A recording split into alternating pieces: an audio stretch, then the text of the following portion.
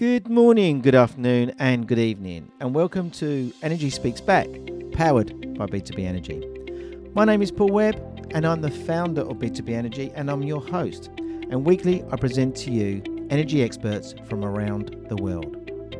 Welcome to episode 154. Our purpose, as always, is to provide a good understanding of energy management knowledge from around the world, which is available today for us to deliver savings that impact on our planet. Welcome, energy enthusiasts, to another enlightening episode of Energy Speaks Back, where we delve deep into our guests' origin and their knowledge in the industry. Please engage with comments and the poll that you may see within the background of this podcast. Today, we're featuring yet another leading technology that is here today and falls nicely in the process of energy management. And my favourite saying, we cannot manage what we don't measure. Our guest today has spent many hours, days, weeks and months working with organisations, providing them with visibility via data. So without any further ado, let's dig deep into data retrieval with Mat Hughes. Good afternoon, Matt. How are you today? I'm really good. This is, Good. a little bit surreal to be here. It is surreal because we've been speaking all day this morning and we've done some training. We have indeed. And we're obviously face-to-face in this really high-tech place of Broadgate in London. Yeah. Dragged you all the way down from Manchester area. Sunny Manchester to wet, miserable London. Yeah, it's strange, isn't it? London's really sort of compared to Manchester, it would have been chalk and cheese, but it isn't today. It's very, very wet. Feels like home. Yes. So thanks for seeing us today, Matt. It's really good to Pleasure. meet you. And obviously we've been doing lots of work regarding the training and your technology, which we're going to hear a lot more about, I'm sure. Indeed, yeah. But for the benefit of our audience today, can you give us some background story and tell us about your origin? How did you get into this industry? So I'd been in sales for a lot of my life, doing various bits and pieces, and then took a redundancy package and was able to start from scratch, I suppose. So pick an area, and in a roundabout way, wanting to do something to try and make the world a better place. Energy monitoring sort of came up with a startup, and so jumped into that, and it's been pushing 2 years now, and going from strength to strength, and it's really nice to be able to help people save some energy, and in doing Was you so. in the communications world originally? So I've had 10 years at BT, right? So 10 years in that realm. Prior to that, with pump manufacturing, so various hats over the years. And it's interesting when you talk to you about your back, not necessarily your background, but when we're talking about different projects, I can see you going back into those days, communications days, and also the days of the pump. Yeah. So we talked about pumps earlier, wasn't we? Yeah, and so there's a lot of crossover. There's more crossover than I originally thought, to be honest. There's, at the end of the day, I suppose, within the BT world, it's all communication, and there's a lot of data within that, and that's now what we are doing at the end of the day. It's handling data and giving the visibility, and then like earlier than that on the pump side, with the sort of mechanical side of things. There's a lot of sort of transferable skills that I never even thought that have actually sort of come in quite handy over these last couple of years. You mentioned 2 years of, I know you do some significant amounts of driving and travelling from one end of the corner of the UK to the other. Yeah, and you do some overseas. And a bit of well, overseas stuff as well, yeah. The passport, the stamps are filling up. The pages are getting fuller by the month. And primarily sort of UK based, but we've got some European sites. Trying to think now, Belgium, Holland, and we've got offices now in Dubai as well. So we're stretching out. So the global in AEP Global is now coming to fruition. We are sort of fully global now. And do you find going from all these different buildings, because I have a famous saying regarding we all speak different languages, but we all speak the same language of sort of energy management. Are you finding dotted around all these different countries the same theme of issues, the same theme of what you're doing? To a certain extent, I would say within the UK, we're probably behind the curve of some. So mainland Europe, certainly Germany, Holland to a degree are probably a few years ahead of us. But then we look at Dubai and they're probably still in 1985. Right. So, they don't have any concerns or any real interest as such. We're not at the forefront. We're not too far behind, though, I don't think, here in the UK. Yeah. And then on that basis, tell us about your approach. Tell us about your technologies and what you're doing now. Okay, so real-time circuit level monitoring is the sort of real snapshot of it. So we're a partner of Centrica's. The product is Panoramic Power. The software is Power Radar that's used, and it gives visibility to the unseen part of your business, to the energy. And we bring that to life for you. So I suppose as an overview, we'll go in, we'll have a consultation at first. We'll find out what the needs and wants are of the client, and then put proposals together around a monitoring solution to give them the visibility. And then off the back of that, we will then sit down and run reports and meetings with them to help them on their energy journey to better improve and understand their efficiency or inefficiency, and hopefully get them green as possible. Is the sort of the end and goal. You mentioned a brand name there of Centrica and Panoramic. Your class is what they call a VAR, isn't it? We're a value-added reseller. So there are a small number of us in the UK. The number changes on a regular basis. Centrica move what is required over time. So we do things slightly differently to most. I think a lot of people sort of globally use the product. It gets put in, and then the clients are then given the information and the access to it, and that's where it stops. Yeah. We have more of a consultative approach that we will then help analyse the data and give actions off the back of the data that we see. So it's not just about creating that visibility, but the visibility is fantastic, because if you don't measure it, if you don't monitor it, you can't make any changes to this. Yeah. You're totally blind. But if you then have the data and don't know what to do with it, or don't do anything with it, you're not really much further on. So we try and be that bridge from getting the data to then this is how you can actually make the improvements and support with the improvements. We mentioned the word earlier of data science, which I really like that word. I've been speaking to a few people around that subject recently, and then you get, when you're speaking to some people, if they're an academic, that's a bit difficult because they understand the data, they can make the data sing and dance. Yeah. However, you need to be more of an engineer behind it, and that's the approach you are doing. Yeah. It's not just data science, it's application as well. Yeah, so we have data scientists, so we have a team of data scientists that when I see what they're doing, it looks as though they're just staring at the matrix.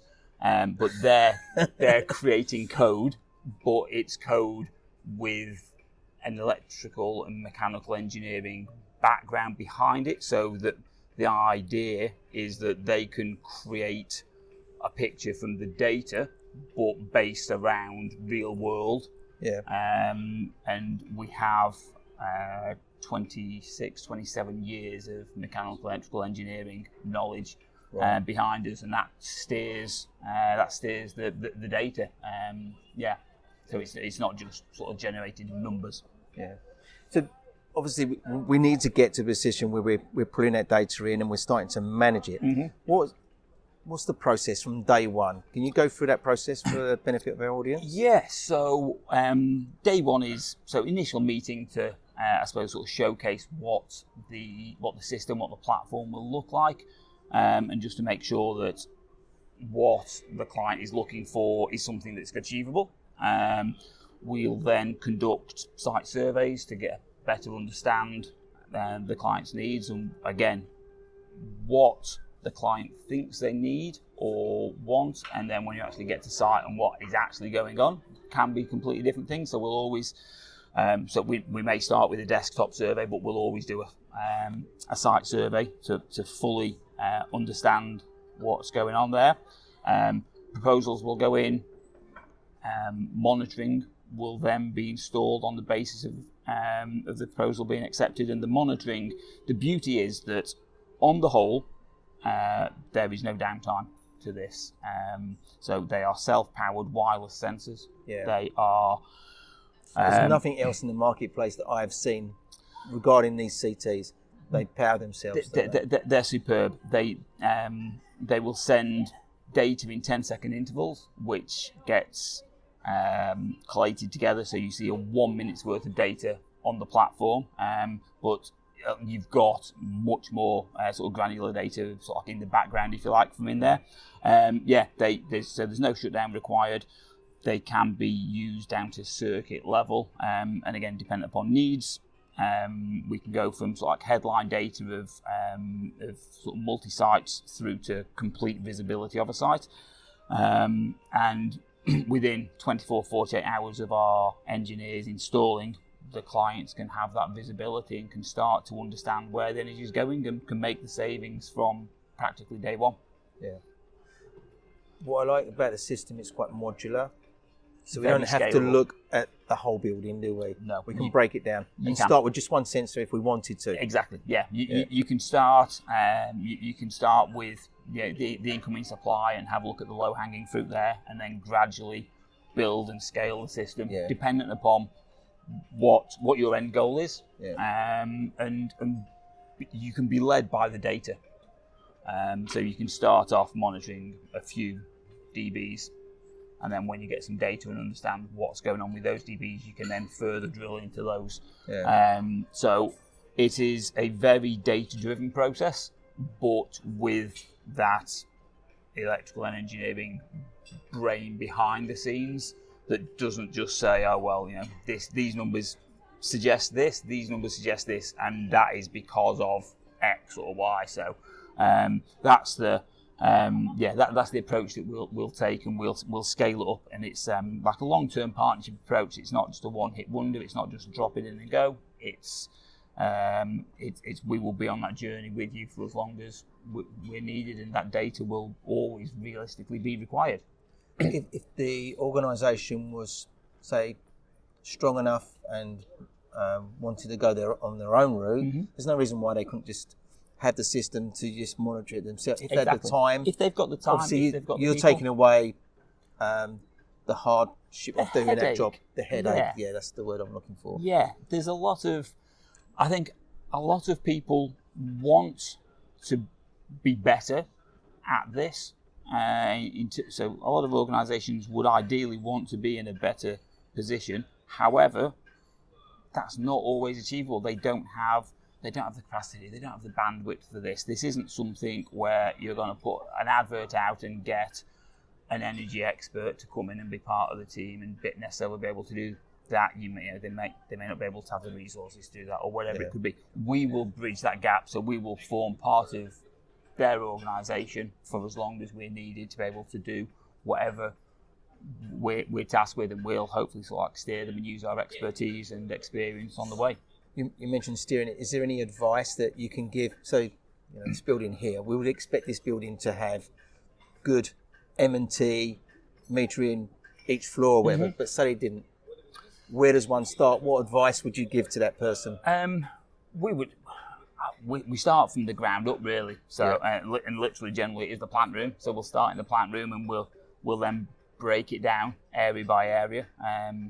And looking around here, it's newer, it's nice. It should be a really, really easy one to start to get some data from. I've got clients from sort of brand new builds through to like 400 or 500-year-old sites with like 70-year-old panels, and they're not as easy to do. But something like this would be nice and simple. We'd get into that plant room, and we'd give them we'd start to give them that sort of semi-granular visibility to get a better understanding And as I say, but even with our conversations today, we're going to find that one that isn't, shouldn't take face value on, this is going to be an easy one. Yeah, oh no, never. And that's why there's always a site survey conducted, the desktop exercises, they're great for a ballpark approach, but we want to have a look, and we essentially want to follow the maintenance teams around and understand what their pain points are as well. So it's not just the financial side and removing the energy waste there, but also from a proactive maintenance viewpoint, sort of what problems the maintenance teams have, because we can help with that as well. So what are the challenges that we're likely to see? Can you give us some generic challenges that we could be up against? In relation to what the site serves, just like the data. Yeah, so what it could find, where challenges are going to be regarding installation. The installation-wise, we don't generally have too many problems because it is a fairly simple system, which almost sounds like you do the system down, but it's the ingenuity and the brilliance is in its simplicity in terms of the installation. The biggest problems that I come across, and the biggest problems that I generally find, are sites actually not knowing what their sites are.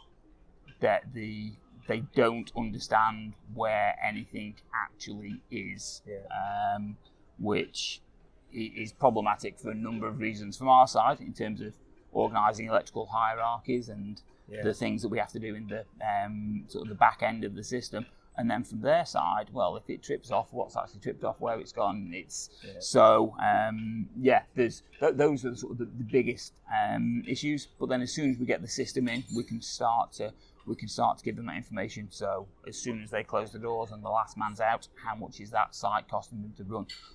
It's so easy to start to spot those 10, 15, 20% savings. I'm presuming if we was to go into a building, we haven't got no drawings, no direction, the facilities manager or maintenance manager doesn't really have a handle on what's what. Yep. Once we start installing the system, that starts providing the visibility. It does indeed, yeah. And as part of the layers within the system, we actually create an electrical hierarchy for them, so they can understand from the main income as we grow that system.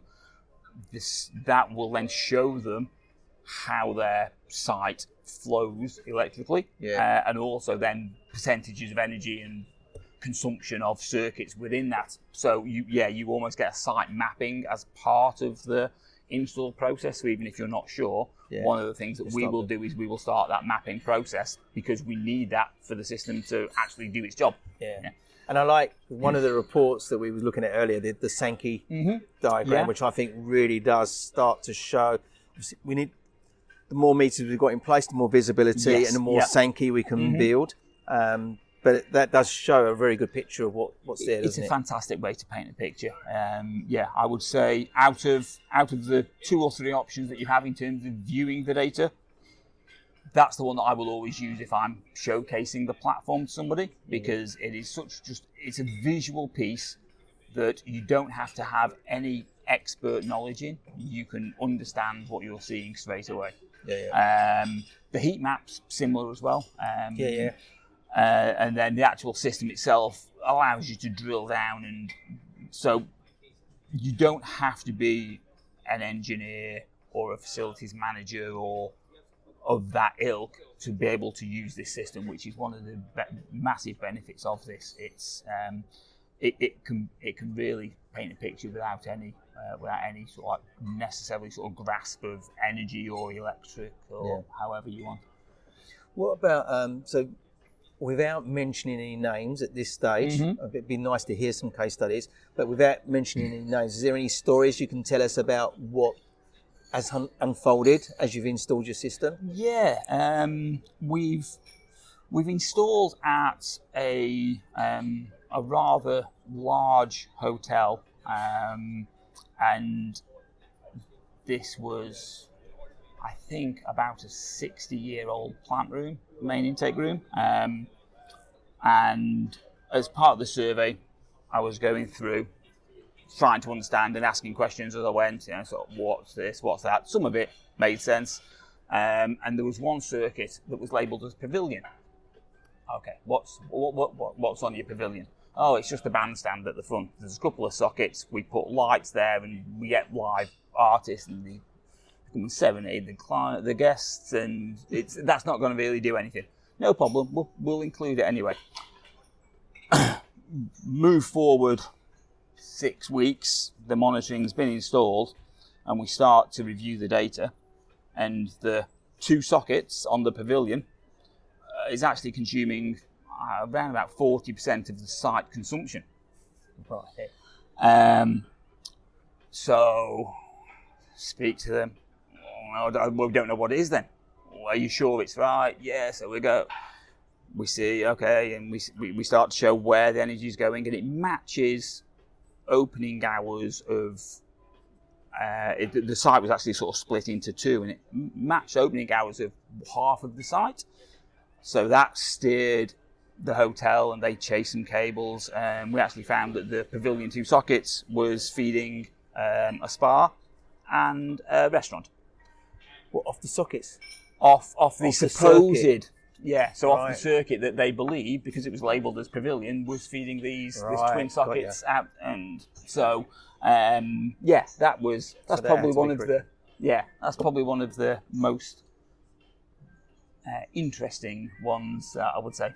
So do you have any case studies that you can actually talk about and tell us of the name? Can you mention the names and things? That's, to be honest, at this point in time, I'm going to have to say I don't know.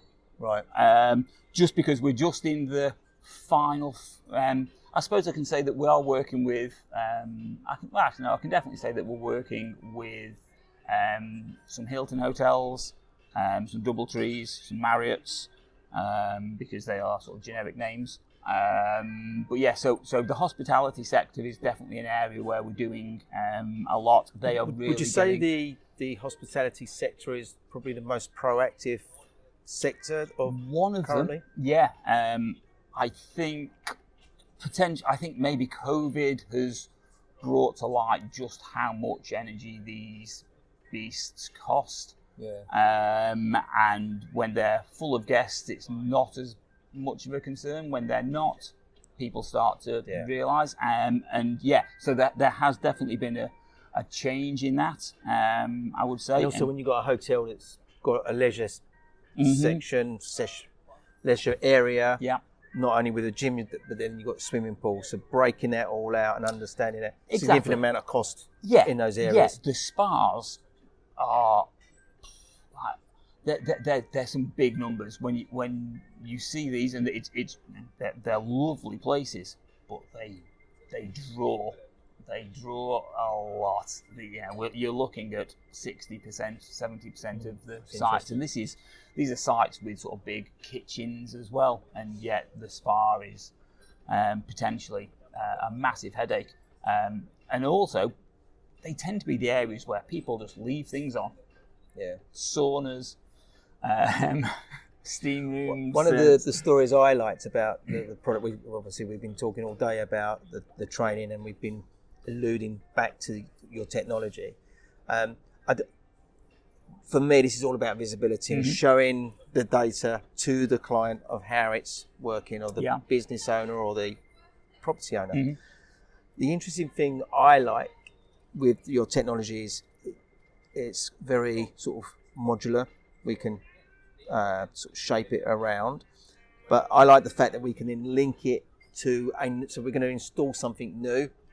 Let's overlay that with your system, so we can actually see what is the impact of that. Exactly. What the real savings. Yeah. So we talked about different technologies today, and every time we talk about the technologies, to say, "Oh, I've been monitoring something like proof that." of concept, voltage optimization. It's so easy. BMS systems. Do. Exactly. Yeah.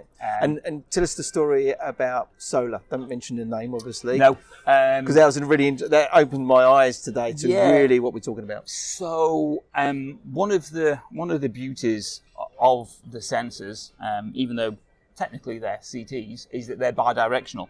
And we had fitted the sensors on several sites that had some PV solar, and we were monitoring, and then we started to notice that overnight there was a current draw. And at first we thought that we were looking at it wrong, so we went back and we double checked, and we checked all the sites to see if we were just seeing some sort of weird sort of glitch in the matrix, but we weren't. And we did some investigations and found that actually we had some inverters that weren't just shutting down when the night appeared, but they were actually drawing from the grid, so that PV was costing money to run. It wasn't a massive amount of money, but it was still an expenditure that shouldn't have been there. Yeah. And we're still actually, it's a fairly new development, so we're trying to fully understand if it's a faulty inverter or if it's we don't quite know why. Some sort of function that maybe needs a bit switched off or something. Exactly. So it could be that, it could be a fault, it could be a sign of early failure. We're still in that discovery process, so I'll have to come back to you on that one. But yeah, essentially, clients spent a lot of money on some solar to save themselves. So where some I'm money. going with that question is that this product can be used to overlay any energy management process. Anything at all you want. To really understand whether we are making a difference. Because I'm a great believer, we don't just install energy management technology and walk away. We have to prove the measurement and verification. And if we can do it simply by this approach, because we should be doing that anyway, then we can highlight, I've seen products that can save 25% of the energy. Yeah. Great. Well, we need to prove that and see it maintained as well. Exactly. And we've done exactly that. And one of my a new bar in Manchester retrofitted some tech around the refrigeration, and then realised that they had no idea if the money that they'd outlaid was actually saving them any money. So they got in touch, and we fitted monitoring, and really simple, 3 sensors, nothing more. And they turned them off, turned the new tech off, and we read the system for 2 weeks, and then they turned it back on, and then we're able to show what they were actually doing in terms of energy consumption, and the savings were somewhere between 25 and 40% depending upon the device that they were on. So it actually exceeded what the manufacturers had said it would do. In real life. So that's good information back to the manufacturer, isn't it? Exactly, So everyone was so client was happy because they were using the Manchester site as a test bed, so they're now going to roll it out across the rest of the estate, and all for the sake of 3 little sensors, 3 little orange boxes. Is there a figure you can put on the payback on your product and your process? Oh, that's the worst question ever. Oh. I normally get people to say, that's a really good question. Yeah, so you should say that's a really good question. That's a really good question, Paul. Yeah. No, it's... Are you trying to say it's variable? It's massively variable. I would always say, how much value would you put around data? Yeah. And the knowledge that the data will give you, which without the data, you can't make any informed decisions, and you can't then understand where you're going, where you need to go, and what other changes you're making, how effective they are. But we don't have an ROI as such, because we are not going to save you any money as a direct. If you don't do anything with the information, you're going to have a load of information, and it's not going to change a thing. Yeah. So it's a bit of a two-way piece where, in theory, we have saved sites 20-25%, and in which case the ROI drops to a matter of months, potentially, when the savings are so large. But if you don't do anything off the back of the information that you have, you're no further forward. So there has to be that want and that desire to actually implement when you then have the information to make. You can make when you're making that informed decision, and we will help and guide. So I'm going to step in there with my expert approach to this. So to install your system from day one, don't do nothing with it. You're going to save 2% overnight. Yeah. Because you're starting to provide that visibility, and you can start to see things. So minimum 2%.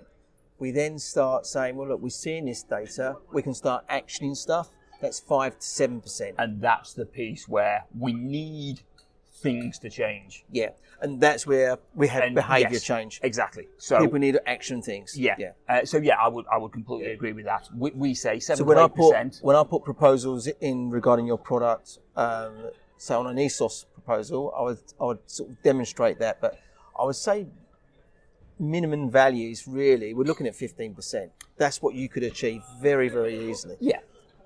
We may find this big massive thing is 25% saving. Yeah, that's it. Yeah. We've got sites, and when we find the data and we show where the waste is, some of this isn't. There was some sites where around about a 10% saving was literally them fitting a last man out switch. Yeah.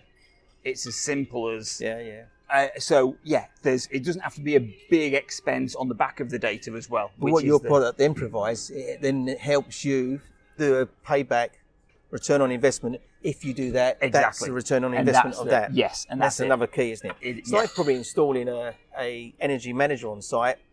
Yeah. That can provide that. But someone's got to drive it. Yeah, that's it. Yeah, there needs to be that drive. If you've got that, then we can. 7 or 8% would be, even without trying, you would get that. Well, I'm going to put you on the spot now. You're going to say, what do you mean put you on the spot? I'm always on the spot here. I'm going to put you on the spot. Is there anything that you can give back to our audience today as a takeaway based on your expertise and your technology?